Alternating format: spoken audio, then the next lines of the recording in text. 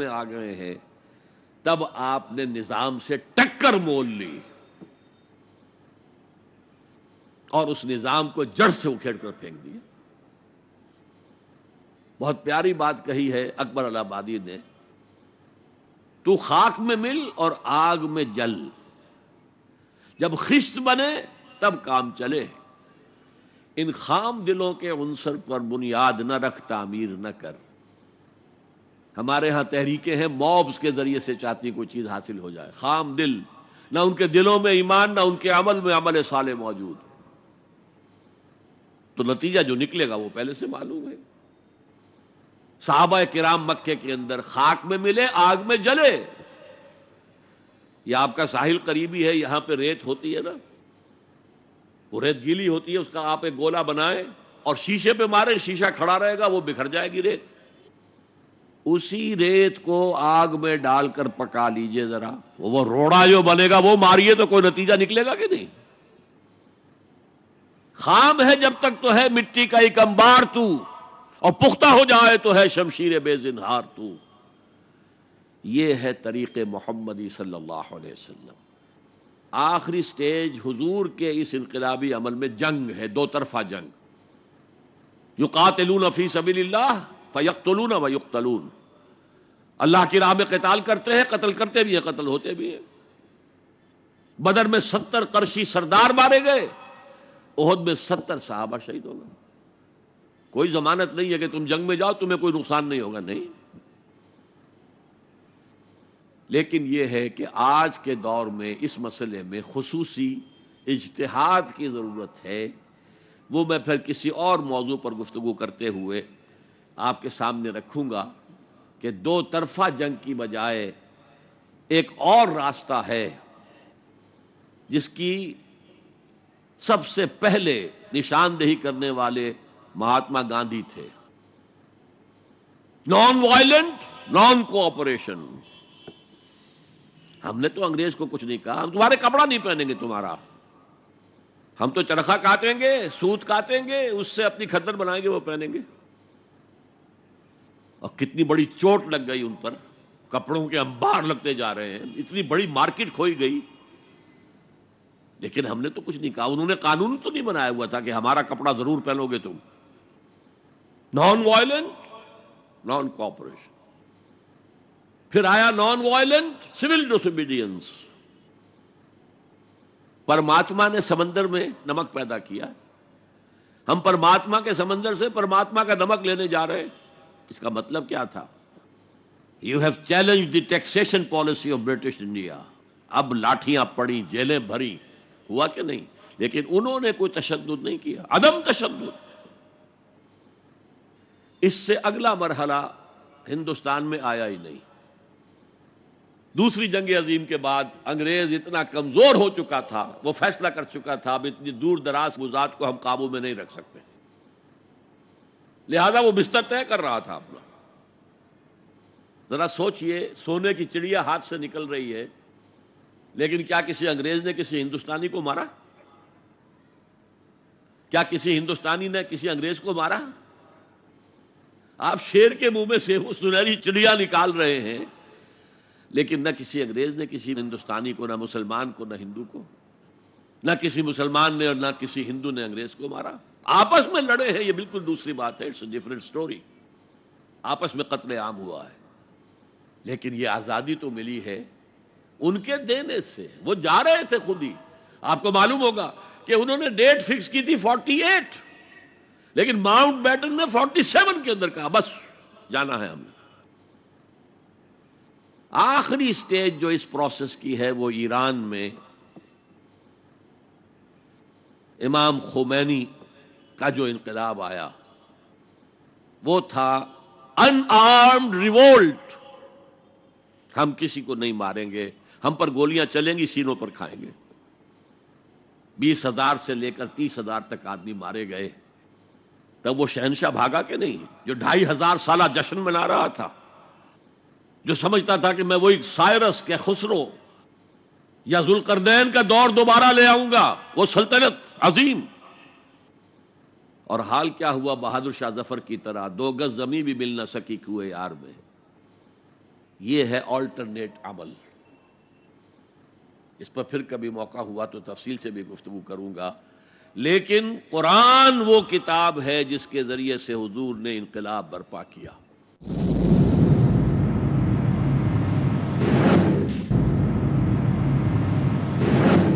قرآن وہ کتاب ہے جس کے ذریعے سے حضور نے انقلاب برپا کیا. جیسے کہ داس کیپٹل وہ کتاب ہے جس کے ذریعے سے مونشویکس اینڈ بولشویکس نے رشیا میں انقلاب برپا کیا. نیست پیغمبر ولیکن در بغل دارت کتاب. وہ مارکس جو ہے پیغمبر تو نہیں ہے لیکن اپنی بغل میں کتاب لے کے آیا ہے. اور وہ داس کیپٹل کس قدر مؤثر تھی, اس نے کس طرح لوگوں کو پوزیس کیا ہے اور کس طریقے سے لوگوں کو تیار کیا ہے کہ زار کی فوجوں کے سامنے کھڑے ہوئے ہیں اور گولیاں کھا رہے ہیں سینہ کھول کر. وہ ایک کتاب تھی, وہ بھی کتاب تھی. انقلاب روس داس کیپٹل کا نتیجہ ہے اور انقلاب محمدی صلی اللہ علیہ وسلم قرآن مجید کا ذریعہ ہے. یہ ہے اس دور میں نے بتایا کہ سب سے بڑی ضرورت نظام عدل اجتماعی اور اس کو قائم کرنے کا سب سے بڑا ذریعہ قرآن حکیم. میں آپ حضرات کا بہت ہی ممنون ہوں, آپ نے میری خاصی طویل تقریر بڑی توجہ سے سنی ہے. اقول قولی ھذا واستغفر اللہ لی ولکم ولسائر المسلمین والمسلمات. جزاک اللہ ڈاکٹر صاحب. ہم آپ سے ایک نہایت ہی اثر انگیز اور بلیغ تقریر سن رہے تھے الحمدللہ.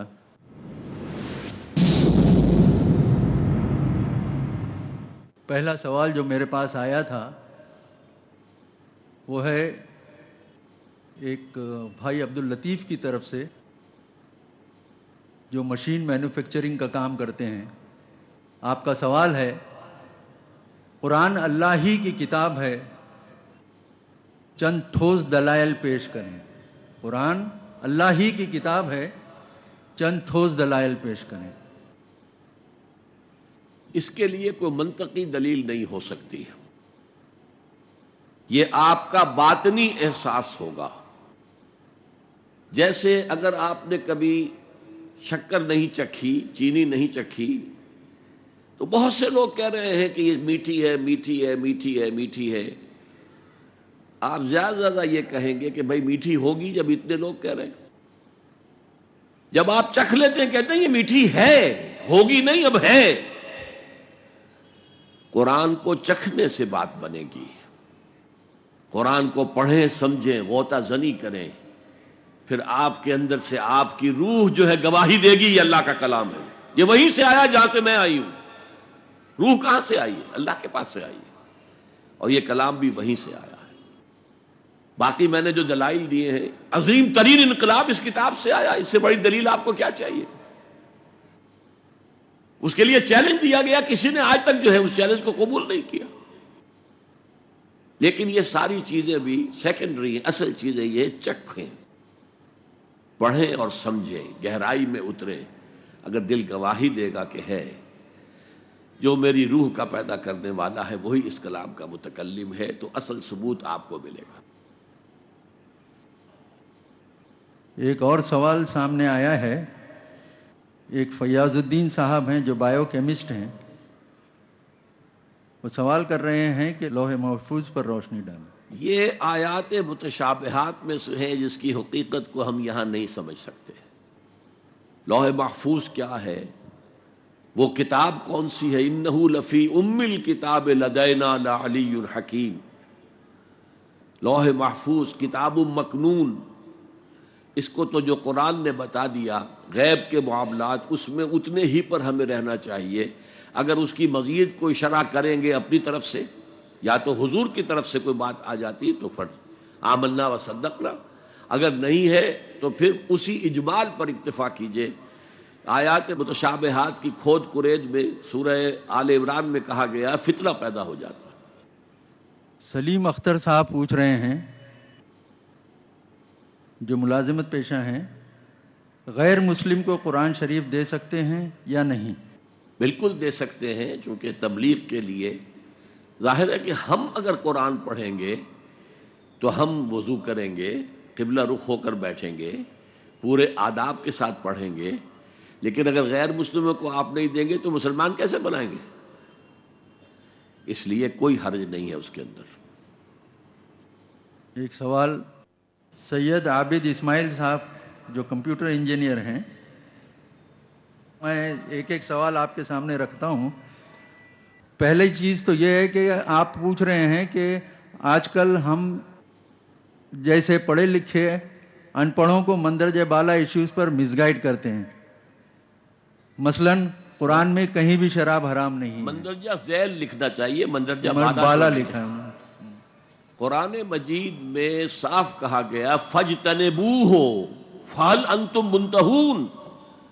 سب سے پہلے سورہ بقرہ میں آیت آئی يَسْأَلُونَكَ عَنِ الْخَمْرِ وَالْمَيْسِرِ قُلْ فِيهِمَا اسْمٌ كَبِيرٌ وَمَنَافِعُ لِلنَّاسِ وَإِسْمُهُمَا أَكْبَرُ مِن نَّفْعِهِمَا۔ اس شراب میں، جوئے میں، یہ پوچھ رہے ہیں ان کو بتا دو کہ ان میں بہت بڑا گناہ ہے لیکن کچھ فوائد بھی ہیں۔ چستی آ جاتی ہے شراب پی کر، تھوڑی شراب پی جائے چستی آ جائے گی، لیکن ان کا گناہ جو ہے وہ بہت بڑا ہے اس فائدے کے نسبت سے۔ بہت سے لوگوں نے اسی آیت کے اوپر چھوڑ دی شراب۔ پھر آیت آئی لا تقربوا الصلاۃ وانتم سکارى، نماز کے قریب مت جاؤ اگر تم نشے میں ہو۔ بہت سے لوگوں نے اب چھوڑ دی۔ نماز سے روکنے والی شے اس سے زیادہ گندی چیز کون سی ہوگی؟ اس کے بعد سورہ مائدہ میں آیا چھوڑو ان کو، یہ رجس من عمل الشیطان ہے، شیطان کے اعمال میں سے ہے، گندگی کے، ان کو فاجتنبوہ، باز رہو اس سے۔ اور فہل انتم منتہون، باز آتے ہو کہ نہیں؟ اب اس سے زیادہ کیا الفاظ ہوں گے سخت۔ ایک جو آج کے معاشرے کے تعلق سے اسی سوال کو میں آپ کے سامنے رکھوں گا، انہی صاحب کا۔ وہ کہتے ہیں کہ صاحب میرا تجربہ یہ ہے کہ اگر ہم روایتی لباس پہنیں تو وہ رسپانس نہیں ملتا، اگر پینٹ شرٹ پہنے تو برابر رسپانس ملتا ہے۔ دیکھیے، آپ کو اپنے لباس کے ساتھ کوشش اور محنت جاری رکھنی چاہیے۔ ویسے پینٹ شرٹ بھی حرام نہیں ہے، اگر شرٹ جو ہے وہ بش شرٹ ہو تو یہ کوئی حرام نہیں ہے لباس، اس لیے کہ صرف شرٹ پینٹ جو ہے وہ ساتر نہیں ہے، اس میں انسان کے جو جنسی اعضاء ہیں وہ نمایاں ہوتے ہیں، وہ حرام ہوگا۔ لیکن بش شرٹ ہے یا آپ نے سوٹ پہنا ہوا ہے، کوٹ پینٹ ہے، تو اس میں وہ قباحت نہیں ہے۔ لیکن سوال پیدا ہوتا ہے آپ داڑھی نہیں رکھیں گے؟ داڑھی تو سنت مؤکدہ ہے، واجب ہے۔ اب کوئی بات سنتا یا نہیں سنتا؟ آپ کو اپنا کام کرنا چاہیے، اور آپ کا اپنے اس معاملے میں مستحکم رہنا اصل میں آپ کی دعوت میں تاثیر پیدا کرے گا۔ ایک صاحب ہیں عثمان صاحب، آئیڈیل ہائی اسکول سے غالباً ان کا تعلق ہے۔ وہ کہتے ہیں کہ دی 100 کے حوالے سے گفتگو کرتے ہوئے آپ نے کتاب ہی کے حوالے سے محمد صلی اللہ علیہ وسلم کو اول درجے پر فائز کرتے ہوئے فرمایا کہ حضرت عیسیٰ اور گوتم بدھ کو ریاست اور سیاست سے کوئی تعلق یا لینا دینا نہیں تھا، تو کیا حضرت عیسیٰ علیہ السلام کا یہ عمل منشاء الہی کے منافی تھا؟ منشاء الہی کے منافی تو نہیں تھا، اس لیے کہ یہ میں آپ کو بتا چکا ہوں کہ وہ آیت صرف 3 مرتبہ حضور کے لیے آئی اور کسی کے لیے نہیں آئی، لہذا حضور تو اس کے خلاف نہیں کر سکتے تھے۔ آپ کو تو اس دین کو غالب کرنا ہی کرنا تھا، جو آپ نے کیا، تکلیفیں اٹھائیں، مصیبتیں جھیلی، صحابہ کرام جو ہیں وہ کس طریقے سے ستائے گئے، لیکن حضرت عیسیٰ علیہ السلام کے ساتھ ایسی کوئی بات نہیں آئی ہے۔ تو واقعہ یہی ہے کہ ان پر تو کہتے ہیں کہ کل 72 آدمی ایمان لائے تھے، ان میں سے بھی 12 تھے جو ہر وقت ان کے ساتھ رہتے تھے، ان میں سے بھی ایک نے غداری کی اور گرفتار کرا دیا جہاں وہ چھپے ہوئے تھے۔ تو اب اس میں اگلا قدم کوئی کیسے اٹھتا، کیسے کوئی ریاست قائم ہو جاتی؟ ہاں، حضرت عیسیٰ دوبارہ آئیں گے اور پھر جو ہے عالمی سطح پر ان کے ذریعے سے اسلام کا بول بالا ہوگا۔ جاوید انصاری صاحب کا سوال ہے انگریزی میں، وائی ڈو ناٹ عالمس of Muslim nations do not exhort rulers of Muslim nations to rule on the principles of the Quran? وہ مسلم نیشنز کے لوگ جو ہیں پہلے اپنے وجود پر تو قرآن قائم کریں. سب سے کٹھن کام تو یہ ہے. اور پھر وہ طریقہ اختیار کریں جو محمد الرسول اللہ کا میں نے آپ کے سامنے بیان کیا ہے. ورنہ خامخواہ کو نعرے بازی سے کچھ حاصل نہیں. ایک سوال امتیاز خان صاحب کا ہے, یہ بھی انگریزی میں ہے. Honorable respected Dr. Israr Ahmad Sahab, sir, as you mentioned in your letter, in your talk, the basic concept of Quran is only to be understood by the people whose mother tongue is Arabic.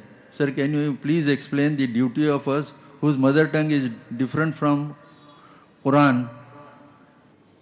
میں نے یہ کہا تھا کہ جو فصاحت اور بلاغت اور عذوبت ہے وہ ایک عربی سمجھ سکتا ہے.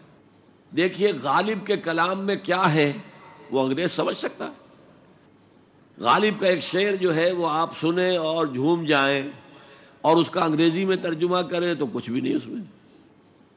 تو اس لیے میں آپ سے عرض کر رہا ہوں کہ قرآن مجید کے معجزے کی یہ شکل کہ اس میں فصاحت اور بلاغت اور عذوبت اپنی انتہا کو ہے, اس کو وہی اپریشیٹ کر سکتے ہیں. وقت جو انسان کو سب سے بڑی ضرورت ہے, the system of social justice, the politico socio economic system based on justice and fair play, اس کا سب سے بڑا معجزہ یہ قرآن ہے. اور سائنٹیفک فیکٹس جس طریقے سے آ رہے ہیں سامنے کہ جس سے قرآن کی جو حقانیت ہے اور مبرہن ہوتی جا رہی ہے. ایک دور وہ تھا کہ یہ سمجھتے تھے لوگ کہ زمین کھڑی ہے سورج چل رہا ہے. اگلا دور آیا سورج کھڑا ہے زمین چل رہی ہے. اس کے بعد دور آیا اور قرآن یہ کہہ چکا 1400 برس پہ کل فی فلک یسبحون, ہر شے جو ہے وہ تیر رہی ہے, سورج بھی, چاند بھی, سیارے, مریخ ہے, کوئی اور ہے, کل فی فلک یسبحون, یہ تو سب تیر رہے. تو اب اس آیت کو آج ہم خوب سمجھ سکتے ہیں. ماں کے پیٹ میں جو جنین ہے, امبریو, اس کی ڈیولپمنٹ کے جو سٹیجز ہیں, ایک بہت بڑا امبریولوجسٹ ہے doctor Cathal more of the Toronto university of Canada, جس کی ٹیکسٹ بکس جو ہیں امبریولوجی کے ضمن میں پوری دنیا میں چلتی ہیں. انہوں نے کہا میں حیران ہوتا ہوں 1400 برس پہلے جب نہ ڈسیکشن تھی, باڈی کی کوئی ڈسیکشن نہیں, کوئی مائکروسکوپ نہیں, کس طرح یہ قرآن کے اندر یہ ساری چیزیں نہایت بہترین انداز میں پیش کر دی گئی. تو یہ جو ہے سورہ حامیم سجدہ کی ایک آیت ہے, سَنُرِيهِمْ آیَاتِنَا فِي الْآفَاقِ وَفِي أَنفُسِهِمْ حَتَّى يَتَبَيَّنَ لَهُمْ أَنَّهُ الْحَقُّ. جیسے جیسے سائنٹیفک نالج آگے بڑھ رہا ہے, آپ کو معلوم ہے مورس بکائی نے پوری کتاب لکھ دی. He was a French surgeon. Shah Faisal گئے تھے علاج کے لیے اور قرآن پیش کیا, اس نے میں کیا کروں گا, یہ تو عربی میں ہے. کہا میں تمہارے لیے یہ عربی سیکھنے کا بندوبست کر دیتا ہوں. ایک استاد بھیج دیا, اس نے سیکھی. اب اس نے قرآن پڑھا تو اس کی جو کتاب ہے the Bible, the Quran and science, اس میں کہتا ہے آج تک سائنس نے کوئی ایسی شے دریافت نہیں کی جس سے قرآن کی کوئی بات غلط ثابت ہوتی ہو, جبکہ بائبل میں بے شمار ایسی چیزیں ہیں کہ جو غلط ثابت ہو چکی. تو یہ سب ہے نا باتیں ہمارے سامنے موجود ہیں. مورس بکائی مسلمان ہو گیا, ڈاکٹر مائیکل ہارٹ نہیں ہوا, وہ بدقسمت ہے, اسے ہو جانا چاہیے تھا. اسی صاحب کا وہ سوال کا دوسرا حصہ تھا, what is the practical thing that we can do about it. About what? About Quran. عربی سیکھیں, اپنی آنکھ سے قرآن پڑھیں, یہ پریکٹیکل ہے. ٹرانسلیشن جب آپ پڑھتے ہیں تو آپ ٹرانسلیٹر کی نگاہوں سے قرآن پڑھ رہے ہیں. It's a second hand knowledge. First hand knowledge وہ ہوگا کہ عربی سیکھ کر آپ قرآن کو عربی میں سمجھیں, پھر وہ براہ راست آپ کے اندر جو ہے سرایت کرے گا. تیرے ضمیر پہ جب تک نہ ہو نزول کتاب, گرہ کشا ہے نہ راضی نہ صاحب کشاف. جب تک تمہارے دل پر قرآن براہ راست نہیں اترے گا تو نہ تفسیر کبیر جو ہے تمہیں کچھ بتا سکے گی, نہ تفسیر کشاف. ایک سوال بہن کی طرف سے آیا ہے, مسز نادرہ احمد. وہ انگریزی میں سوال ہے ان کا کہ how to quench the thirst of non Muslims about Quran who are hesitant to come towards it, although they have been given the translations in different languages. دیکھیے یہ تو آپ کے ذمے نہیں ہے. آپ کو معلوم ہے کہ قرآن پر ابو جہل تو ایمان نہیں لایا، ابو لہب ایمان نہیں لایا، حالانکہ سگا چچا ہے، دیوار بیچ پڑوسی ہے، اور وہ دشمن ہے حضور کا.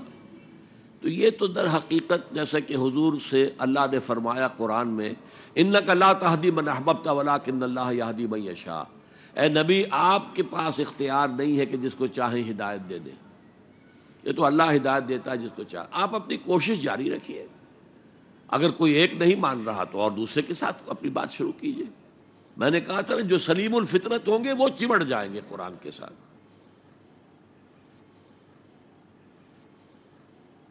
ایک سوال ہے، نام نہیں بتایا صاحب نے اپنا، ان کا سوال ہے کہ دعوت اسلام و قرآن ایک ہندوستانی مسلمان کیسے دے؟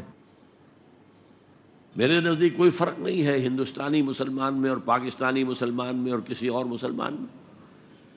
آپ دعوت دیں، دین کی دعوت دیں، قرآن پڑھ کے انہیں سنائیں. آپ کو ایسے سرکلز بنائے جہاں آپ دعوت دیں غیر مسلموں کو بھی، وہاں قرآن کا مذاکرہ ہو، جیسا کہ میں نے کہا تھا صحابہ کرام کر رہے تھے.